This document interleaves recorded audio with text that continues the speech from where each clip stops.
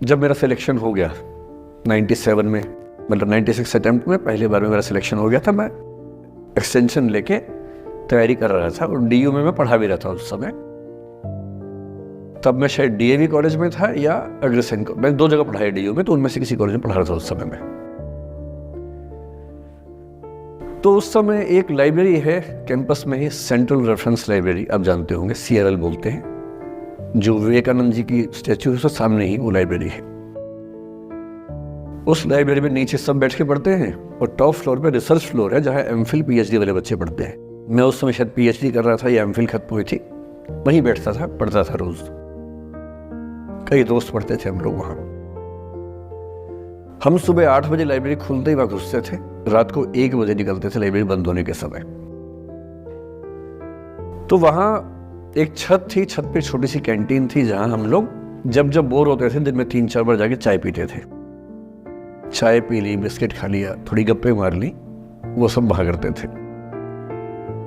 तो वहाँ मेरे बहुत सारे दोस्त थे, उनमें से कई लोग अब बहुत सीनियर सिविल सर्वेंट्स हैं, कुछ लोग प्रोफेसर हैं डीयू में।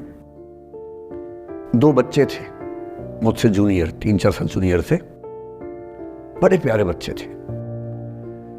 मुझे उस समय तक पढ़ाई लिखाई का शौक अच्छा खासा हो गया था, तो वो रोज मेरे साथ बैठते थे केवल बात करने के लिए। किसी मुद्दे पर बहस करनी है तो बहस होती थी, समझते थे। फिर मुझे पता लगा कि वो दोनों रिलेशनशिप में हैं, रिश्ते में हैं। दोनों ने शादी भी कर ली। उनकी योजना डीयू में पढ़ाने की थी या सिविल सर्विस की भी थी, शायद पता नहीं। मेरा इंटरेक्शन बहुत ज़्यादा उसके बाद रहा नहीं उनसे, क्योंकि मैं सर्विस में चला गया था। इतने जिज्ञासु बच्चे थे दोनों, इतने जिज्ञासु कि उनसे मिलकर तबीयत खुश हो जाती थी कि हर चीज़ जानने का मन करता था उनका, हर विषय पढ़ने का मन करता था। एकदम जीवन से भरे हुए बच्चे, आंखों में चमक ऐसे।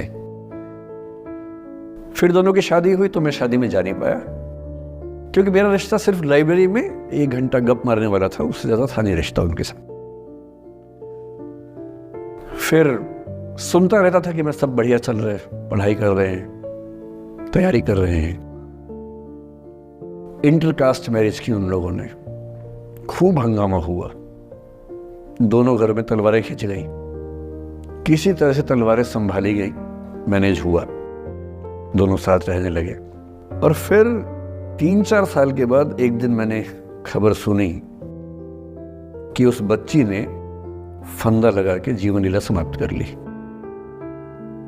ये बात भी दिल्ली विश्वविद्यालय की ही है। उस दौर के सब लोग इस कहानी को जानते हैं।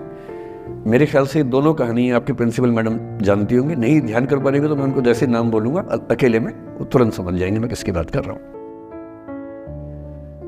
मैं आज तक नहीं समझ पाया कि ऐसा क्या हुआ होगा। तो बाद में अनुमान जो हुआ वो ये, इंटरकास्ट मैरिज, परिवार का दबाव, समाज का दबाव, आपस के दबाव, टॉक्सिक रिलेशनशिप, अंत में उस दबाव को न झेल पाना और जीवन समाप्त कर देना, ये हुआ। ये 2 घटनाएं हैं।